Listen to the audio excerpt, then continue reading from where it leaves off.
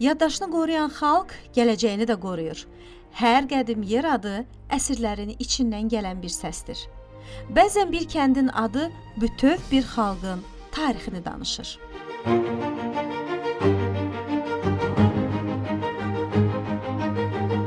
Bugün kitab yaddaşımız millət vəkili, Milli Məclisin Toponomiya Komissiyasının üzvü, şair-publisist Musa Urudun Zəngəzur toponimləri kitabının səhifələrində vərəqlənir.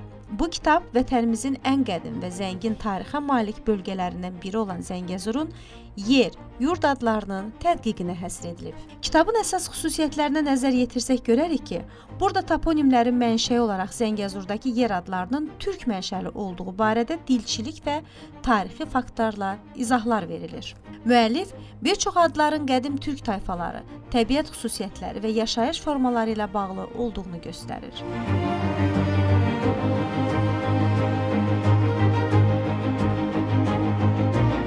Müəllifin bu əsərini elmi və publisist üslubda yazması tarix, filologiya, etnografiya və mədəniyyətlə maraqlananlar üçün əvəzsiz mənbədir.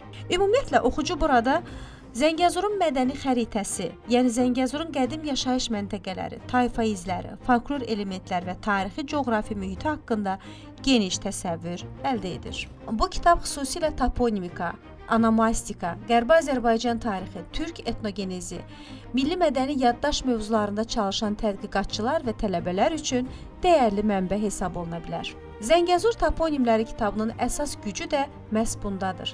Müəllif yer adlarını yalnız dil faktı kimi yox, milli yaddaşın canlı sənədi kimi təqdim edir.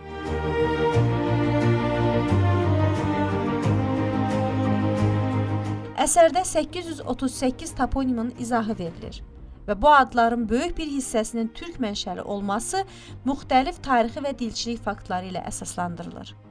Kitab oxucuya göstərir ki, coğrafiya bəzən tarixdən daha səssiz, amma daha uzun ömürlü yaddaşdır. Bir xalqın izi əvvəlcə daşlarda, sonra isə yer adlarında qalır. Toponimlər xalqın torpağa yazdığı səssiz tarixdir.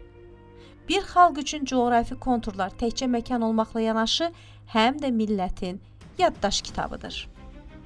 Mütaliəniz dərin, yaddaşınız işıqlı olsun.